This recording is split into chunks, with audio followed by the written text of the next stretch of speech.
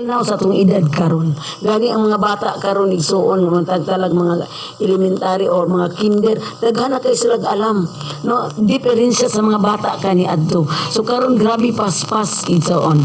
Munang kita nga mga medyo mga idaran na ako mo apil lang gyud ko ingon nga idaran ako. No, sa todo wala mo kabalo sa kong edad pero ako gyud i-accept nga idaran na gyud ko. Nalako sa gitawag og middle. Bitaw. No? Dito rin siya. Wala nga, para sa ato akaron o para sa ato akaron, ining kapanahonan igsoon, wala gitay laing buhaton, o wala gitay laing igsoon nga, ingon palakangon. Ngaron ang atong kinabuhi ba, dili gani mahimong malimbungan. Ang atong kinabuhi, dili gani mahimong mamiserable. No? Wala nga, muampo kita, mulangot kita sa ato ang makagagaho, mulangot kita sa ato ang Diyos. No? Muampo gini ang atong pinakaunang buhaton. Muampo bisan pag ingon pa.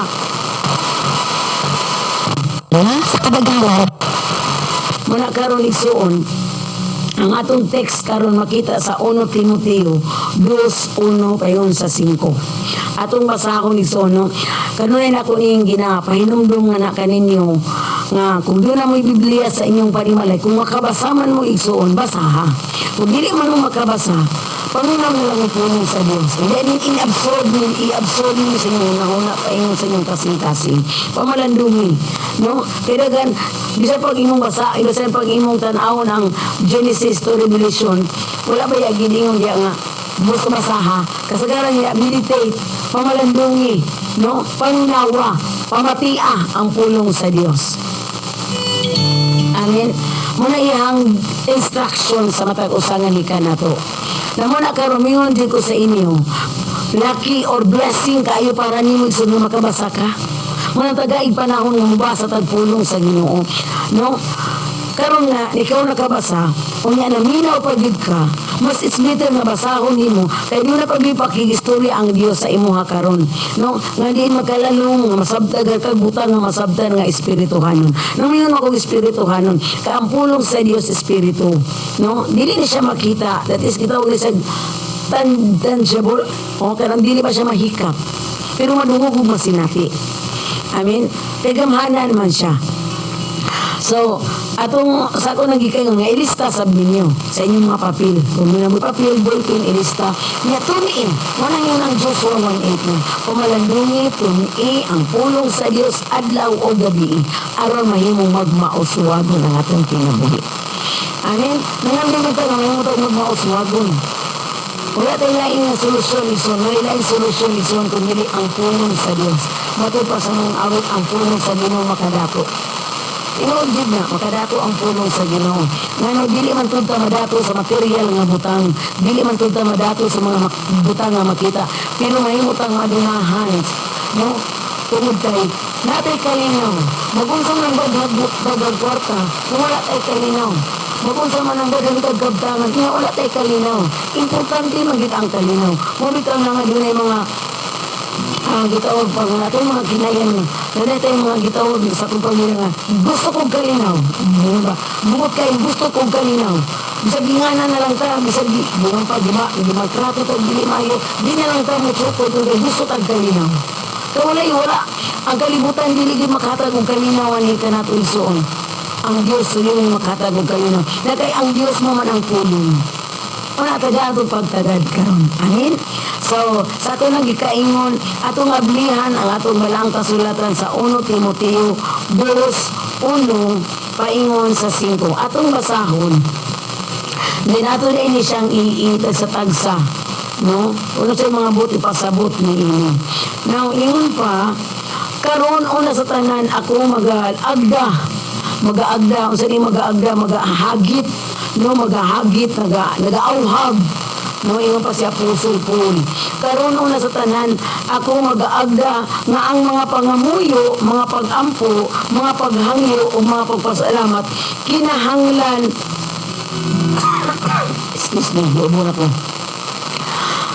Kinahanglan pagahimon alang sa tanang tao. Buti pasabot igsoon.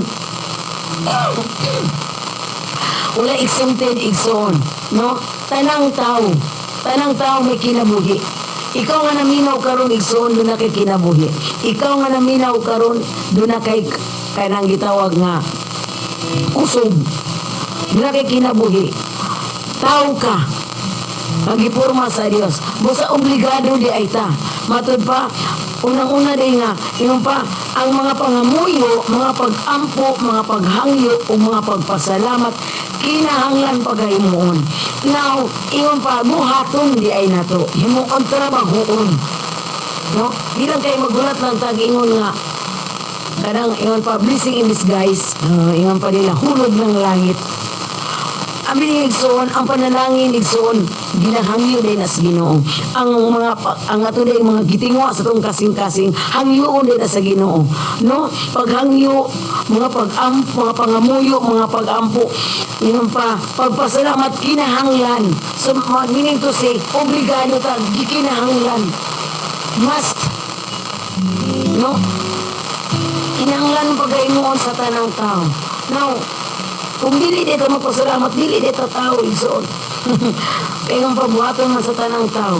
Grabe na po nato kahit pukluto, no? Grabe na gid nato katiga sa kong kasing-kasing. Daghan kay tayo nadawatan. Unang-unang nadawatan nato tanang inigmata nato sa buntag.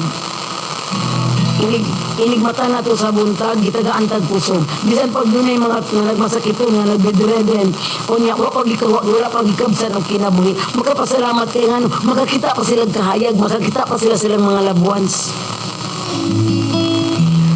Kinahanglan nila itong pasalamatan. Whether you like it or not, or bisan pag kung sa itong madawatan, manigiyon sa Ecclesiastes nga, when things are good, be happy. When things are bad, consider. No? Bilang kay, umayo lang ang butang, mapasalamat ta. Nga, doon na natin panginahanglan, ato lang, kanong mga muyo ta, pag wala tayo panginahanglan, makalimtan na nato ang Ginoo. Labi na nga, usahay, na-achieve nato ang ato ang mga gitingot itong kasing-kasing pinaagi sa itong pagpaningkamot. Now, I was remember igsoon nga, binag-post sa FB ba, dugay na ni asibir a few months or a few years na ni nangagi.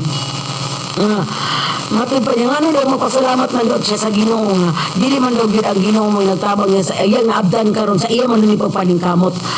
Abi nigsoon ako dyan iba sa mga comments no, hilabihan gid nga yung panaunsa man ka basi nakalimot ka nga asa kagikan o ka nang kinabuhi o gagkusog nga gikan nimo dili ka makaingana kung wala ang Dios sa mong kinabuhi gumikan anang kusog nga mga dawatan.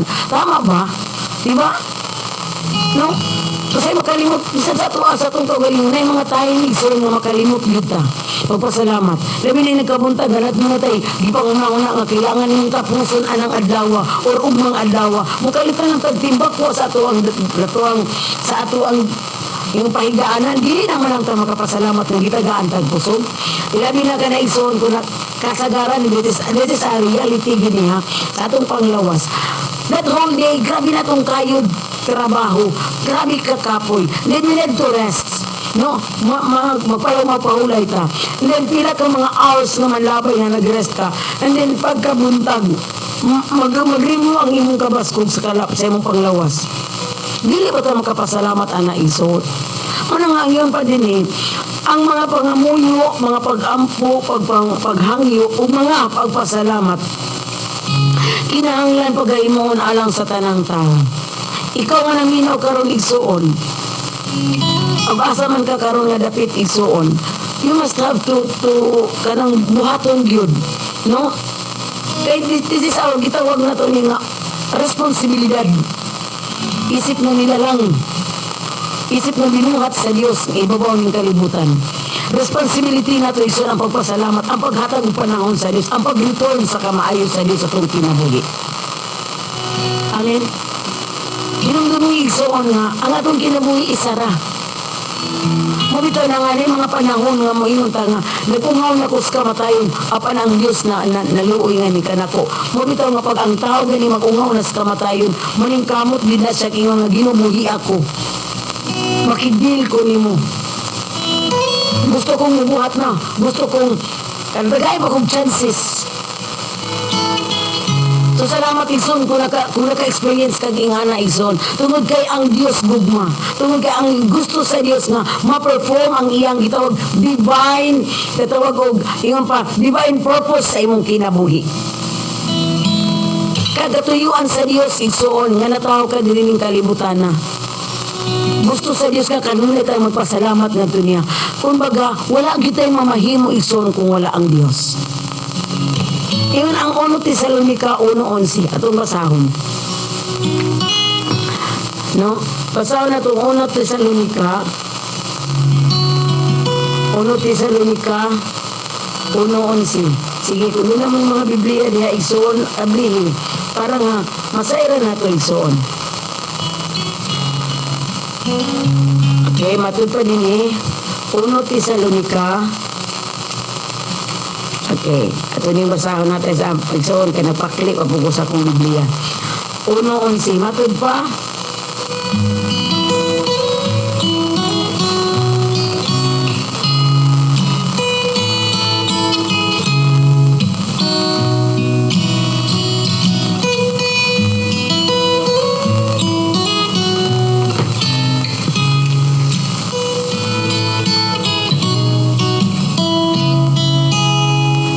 Okay, ingon pa.